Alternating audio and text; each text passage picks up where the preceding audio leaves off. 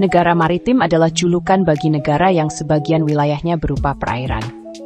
Kekuatan laut juga menjadi unsur penting bagi kemajuan dan kejayaan suatu negara ya.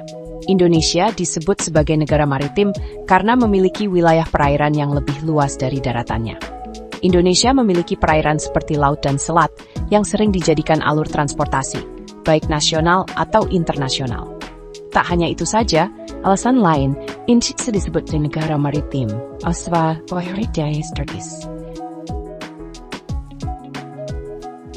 Sebagian besar perairan laut Indonesia bagian barat seperti Laut Jawa, Selat Sunda, Laut Natuna, Selat Malaka, Laut Cina Selatan, dan Selat Makassar merupakan zona laut dangkal dengan rata-rata kedalaman laut tidak lebih dari 200 meter, serta kondisi dasar laut yang relatif landai.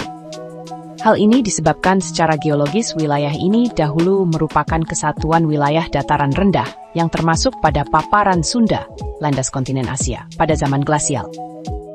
Pada akhir zaman glasial terjadi pencairan es secara besar-besaran sehingga permukaan air laut mengalami kenaikan yang cukup tinggi. Akibatnya, wilayah-wilayah daratan yang merupakan cekungan dan dataran rendah ada yang tertutup air laut membentuk zona laut dangkal, laut transgresi, termasuk paparan Sunda. Adapun wilayah-wilayah yang lebih tinggi dan tidak tertutup air laut, kemudian berubah menjadi pulau-pulau yang tersebar di dangkal tersebut. Beberapa bukti yang mendasari bahwa wilayah bagian barat pernah menjadi satu kesatuan daratan antara lain sebagai berikut. Adanya persamaan flora dan fauna di Pulau Jawa, Sumatera, dan sebagian Kalimantan bagian barat, seperti gajah, harimau, dan orang utan, serta tipe hutannya. 2. Kondisi dan jenis batuan di wilayah-wilayah tersebut relatif sama. 3. Ditemukan lembah-lembah di dasar laut yang diperkirakan bekas aliran sungai purba. Wilayah perairan laut Indonesia bagian tengah didominasi oleh laut-laut dalam dengan bentuk dasar laut berupa cekungan dan palung laut, seperti cekungan Banda dan Timor Trough. Kedalaman lautnya berkisar antara 200 dan 1.800 meter. Antara wilayah perairan laut Indonesia bagian barat dan tengah dibatasi oleh garis Wallace. Perairan laut Indonesia bagian timur merupakan zona laut dangkal yang termasuk pada landas kontinen Australia, paparan Sahul. Kawasannya meliputi laut-laut dangkal di sebelah selatan Papua sampai bagian utara Australia, seperti Laut Arafuru dan Selat Flores. Di sebelah utara terdapat Palung Mindanao. Sebelah barat dayanya terdapat Basin Sulawesi. Perairan Indonesia kaya akan sumber daya alam, seperti ikan, minyak bumi, gas alam, batubara, biji timah, dan lain-lain. Keanekaragaman ini tidak hanya mendukung kehidupan masyarakat lokal, tetapi juga berkontribusi secara signifikan terhadap perekonomian negara. Mari kita menjaga dan memanfaatkan sumber daya ini dengan bijak untuk generasi mendatang. Indonesia terletak di persimpangan jalur perdagangan utama antara Samudra Hindia dan Pasifik.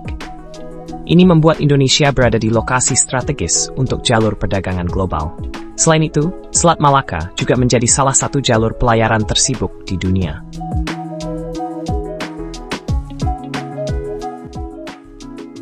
Salah satu kelebihan Indonesia sebagai negara maritim adalah memiliki hubungan dengan negara tetangga. Indonesia berbatasan dengan beberapa negara maritim besar seperti Singapura, Malaysia, Filipina, dan Australia. Diketahui hal ini menciptakan peluang kerjasama dan hubungan dagang yang strategis dalam skala regional maupun global. Indonesia, sebagai negara maritim, memiliki jumlah pulau dan garis pantai yang sangat luas. Dengan lebih dari 12.000 pulau, Indonesia menempati posisi kedua sebagai negara dengan garis pantai terpanjang di dunia setelah Kanada. Potensi ini sangat besar untuk pengembangan sumber daya alam, pariwisata, dan jalur perdagangan maritim. Indonesia dikenal memiliki potensi pariwisata bahari sebagai negara maritim. Kepulauan dan keindahan alam yang dimiliki Indonesia menarik banyak wisatawan untuk menikmati kegiatan bahari seperti selam, surfing, dan pantai berpasir putih. 1. Adanya persaingan global. 2. Banyaknya budaya asing yang masuk Indonesia. Banyak imigran yang masuk karena tidak ketatnya pengawasan di daerah perbatasan. 4. Adanya pasar gelap. 5. Adanya illegal fishing.